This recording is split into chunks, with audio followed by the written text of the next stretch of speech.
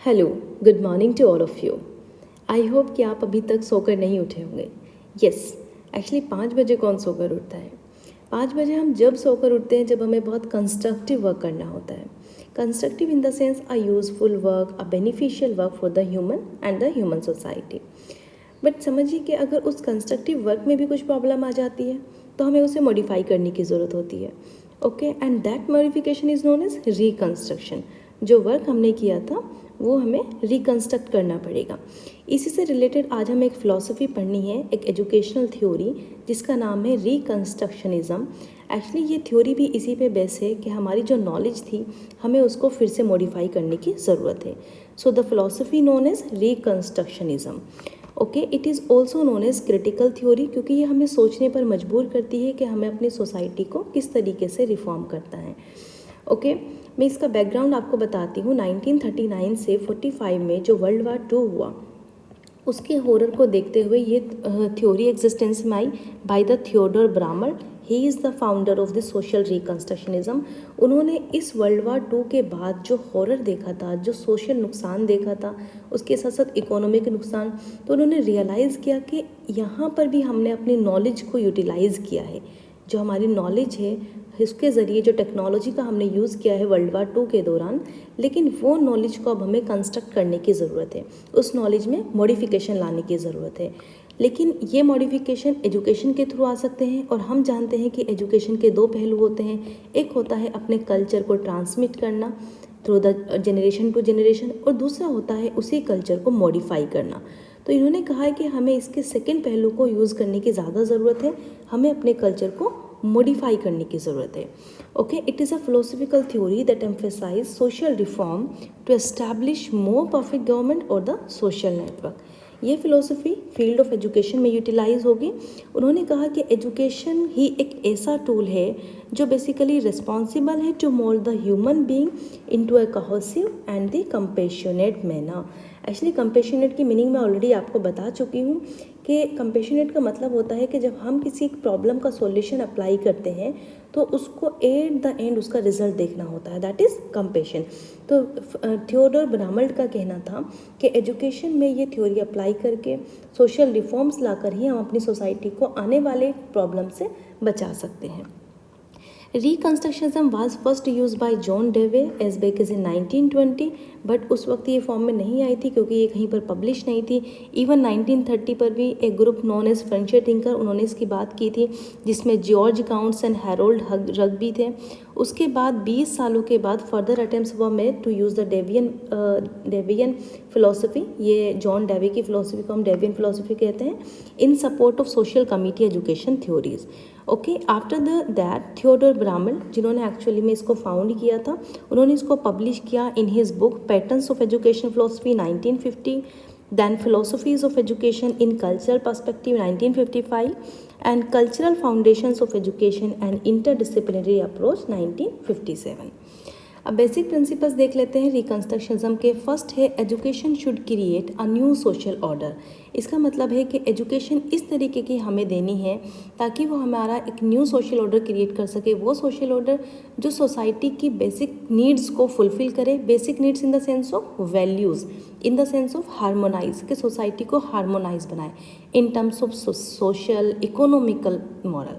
Okay, इसी से related George counts की हम बात याद करेंगे that recognise the education was the mean of preparing peoples for creating this new social order. ये जॉर्ज काउंट्स ने कहा था। सेकेंड इसका प्रिंसिपल है the new society should be strictly a genuine democracy. जो नई सोसाइटी हो वो स्ट्रिक्टली जेन्युइन हो, उसमें जो भी डेमोक्रेसी की हमारी वैल्यूज़ होती हैं जैसे कि फ्रीडम, इक्वालिटी, फ्रेटर्निटी, जस्टिस, ये सारी वैल्यूज़ को फिल करना चाहिए। थर्ड इसका प्रिंसिपल है the education should develop social self realisation. मतलब इस तरह की एजुकेशन हासिल करके जो सोसाइटी में रिफॉर्म लाती है, इंडिविजुअल्स को सिर्फ सोशल साइड डेवलप नहीं करनी है। देखिए, हम जानते हैं कि एक कॉइन की हमेशा 2 साइड होती हैं, तो इंडिविजुअल को ये एजुकेशन हासिल करके सिर्फ सोशल साइड डेवलप नहीं करनी है बल्कि उस सोसाइटी में किस तरीके से पार्टिसिपेट करना है ये भी समझना है। ओके, फोर्थ इसका पॉइंट है the teacher must convince his और her people of the validity and urgency of the reconstructionist solution in a democratic way. यहाँ पे अगर हम उस वक्त की बात करें जब ये फ़िलॉसफी बनी थी, तो उस वक्त पर सोचिए आप कि थोड़ा सा मुश्किल था टीचर्स के लिए अपने पीपल्स को ये समझाना कि हमें अपनी नॉलेज को मॉडिफाई करनी। इवन अगर आज के टाइम पे मैं आपसे कहूँ कि आपकी नॉलेज जो है, आपकी जो एजुकेशन है वो ख़राब है, उसको दूसरे रास्ते पर लाइए, तो इस चीज़ को थोड़ा सा आपके जहन में बिठाना एक मुश्किल होगा। तो यही चीज़ की बात की जा रही है कि टीचर्स के लिए ये रिस्पॉन्सिबिलिटी थी कि वो अपने पीपल्स को कन्विंस करे कि फ़िलहाल हमें अपनी नॉलेज को रिकंस्ट्रक्ट करने की ज़रूरत है और इसकी बहुत अर्जेंसी है for a democratic way. Okay, next principle की बात करते हैं। The means and aims of education must be completely refashion. हमें जो हमारी एजुकेशन हासिल करने के तरीके हैं उसको भी कम्प्लीटली रीफैशन, फिर से दोबारा से रिफ़ाइन करना है to meet the demands of cultural crisis. जो हमारे कल्चर में क्राइसिस आई, एक्चुअली कल्चरल क्राइसिस जो था ना वर्ल्ड वार II में, जो सोसाइटी का सोशल इतना नुकसान हुआ है, in accordance with the finding of the behavioural science. Okay, behavioural science की जो भी फाइंडिंग्स है उसके अकॉर्डिंग हमें इसमें चेंजेस लाने होंगे। सिक्स्थ बेसिक प्रिंसिपल कहता है the curriculum, teaching methods, structure of administration, methods of teaching training, इन सब को हमें कंस्ट्रक्ट करना है in accordance with the unified theory of human nature based on the rationality and scientific knowledge. यहाँ पे हमें रेशनैलिटी का यूज़ करना है, लॉजिकल थिंकिंग का यूज़ करना है, scientific knowledge to construct these methods. Next, seventh principle, the philosophy stresses the extent to which the child, the school and the education itself are shaped by social and cultural forces। ये philosophy stress करती है कि जो बच्चा है, जो school है, उसकी जो एजुकेशन है वो इस तरीके से शेप हो जाए कि सोसाइटी और हमारे कल्चरल फोर्स का बेहतरीन तरीके से इजाफा हो सके। अब इससे रिलेटेड एक क्वेश्चन देखते हैं जो कि 2018 नेट में पूछा गया है। The child, the school and the education itself are shaped largely by social and cultural forces. It was one of the basic principle of which philosophical thoughts? I hope कि अब आपको आंसर पता ही होगा, रिकंस्ट्रक्शनिज्म, ये आपको याद रखना है। नेक्स्ट, एम्स की बात करते हैं। रिकंस्ट्रक्शनिज्म में the first aim is the creating new social order based on the rationality and the knowledge of the behavioural science. ये अभी हमने देखा, इस तरह के एम हमें लेकर आने हैं ताकि हम अपनी सोसाइटी को एक नए मोड़ पर लेकर आएँ, उसमें नया चेंजेस लेकर आएँ, सोसाइटी रिफॉर्म हो सके, उसके अंदर हार्मनी पैदा हो।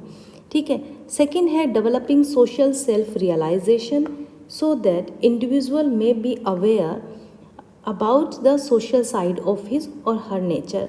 उसका जो रियलाइजेशन है, सेल्फ रियलाइजेशन, वो इस तरीके का हो कि जो बंदा है, जो स्टूडेंट है, वो सोसाइटी की सोशल साइड को भी जाने एंड अपनी उसमें पार्टिसिपेट करने की कैपेबिलिटी को भी जाने। ठीक है। थर्ड इसका एम है to teach student how to participate in the social movement that seek to make a society a plan democracy.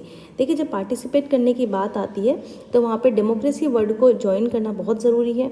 तो यहाँ पे कहा गया है कि हमारी एम ऑफ एजुकेशन रिकंस्ट्रक्शनिज्म के थ्रू ऐसी होनी चाहिए कि बच्चा तैयार हो ताकि वो सोशल मूवमेंट में पार्टिसिपेट कर सके और जो हमने डेमोक्रेसी प्लान की है उस तरीके की प्लान डेमोक्रेसी आगे मूव हो सके। Next, enabling the students to cooperate with the movement active in the society. जो भी मूवमेंट्स वहाँ पे एक्टिव हैं उनमें स्टूडेंट्स कोऑपरेट करें। Then preparing the students for group life. Group life को बहुत इंपॉर्टेंस दिया गया है that this life is the civilised life. Actually group life ही सिविलाइज्ड लाइफ होगी, क्योंकि अगर हम ज़्यादा इंडिविजुअलिस्टिक में बिलीव करेंगे तो सिर्फ हम इंडिविजुअल ही होते चले जाएंगे, सोसाइटी की तरफ हमारी तवज्जो ख़त्म हो जाएगी और फिर से हमें वायलेंस देखने पड़ सकते हैं। क्योंकि जब इंसान सिर्फ अपने बारे में सोचता है, सोसाइटी के बारे में नहीं सोचेगा, तो वो सेल्फिश के मोड पर चला जाता है। ओके, मैं यहाँ पे इंडिविजुअलिज्म को डिस्करेज नहीं कर रही हूँ, लेकिन मैं इस थ्योरी के नज़रिए से आपको बता रही हूँ कि यहाँ पे सोसाइटी को ज़्यादा एम्फेसाइज किया गया है ताकि हम एक सिविलाइज्ड लाइफ जी सकें, आने वाले टाइम में हम अपनी सोसाइटी को नुकसान से बचा सकें। नेक्स्ट बात करते हैं क्या करिकुलम होना चाहिए इस तरीके की थ्योरी को अप्लाई करने के लिए। The curriculum should reflect the democratic ideals and emphasise civic education. जो अभी मैंने वैल्यूज़ की बात करी कि यहाँ पर फ्रेटर्निटी होनी चाहिए जो कि यूनिटी एंड टुगेदरनेस की बात करता है, इक्वालिटी होनी चाहिए सोसाइटी के अंदर, जस्टिस होना चाहिए, ये सारी डेमोक्रेटिक वैल्यूज़ रिफ्लेक्ट करनी चाहिए करिकुलम से। देन कंस्ट्रक्टिव करिकुलम हो, प्रिंसिपल ऑफ इंटीग्रेशन, जो कि प्रोग्रेसिविज्म वाले भी फॉलो करते हैं, तो वो इसके अंदर फॉलो होना चाहिए through the curriculum. It resembles with the pragmatism, जो कि प्रोग्रेसिविज्म के ही एक पार्ट है, तो ये वो करिकुलम उसमें रिजेंबल होना चाहिए। नेक्स्ट टीचिंग मेथड अगर हम देखें तो यहाँ पे ग्रुप एंड कोऑपरेटिव मेथड की बात की गई है, और प्रोजेक्ट मेथड जो कि WH किलपैट्रिक ने दिया था वो यहाँ पे फॉलो होना है। नेक्स्ट रोल ऑफ टीचर क्या होगा, टीचर एक एडवाइज़र की तरह काम करेगा, टीचर इंस्ट्रक्टर होगा और वो स्टूडेंट्स को प्रिपेयर करेगा to become an agent of social change. Discipline अगर हम देखें तो यहाँ पे इम्प्रेशनिस्टिक डिसिप्लिन, जो कि आइडियलिज्म कहता है, जहाँ पे बहुत रिजिड पनिशमेंट के लॉज नहीं होते हैं, सोशल सेल्फ डिसिप्लिन होता है, तो ये इस थ्योरी के ज़रिए फॉलो होना चाहिए। बेसिकली 3 तरह के डिसिप्लिन हम जानते हैं, रिपर्शनिस्टिक जो बहुत रिजिड लॉज की बात करता है, इमेंसिपेटरी जो कि फ्रीडम प्रोवाइड करता है। एक्चुअली रिपर्शनिस्टिक ये एक रिप्रेशन पे बेसिस है, इसमें क्या मानते हैं कि बच्चा जो होता है वो एविल होता है, वो मिस्चीवियस एक्टिविटी करता है, तो रिजिड लॉज के थ्रू हम उसको मॉडिफाई कर सकते हैं।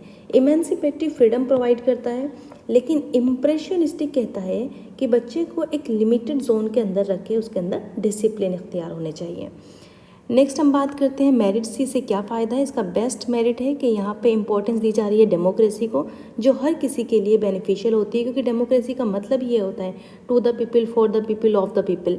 Okay, importance of freedom, freedom को इंपॉर्टेंस दी गई है, and interest of the child, advocating to create a new social order, जो कि बेहतरीन है कि नया सोशल ऑर्डर क्रिएट हो सके on the basis of scientific knowledge and the rationality.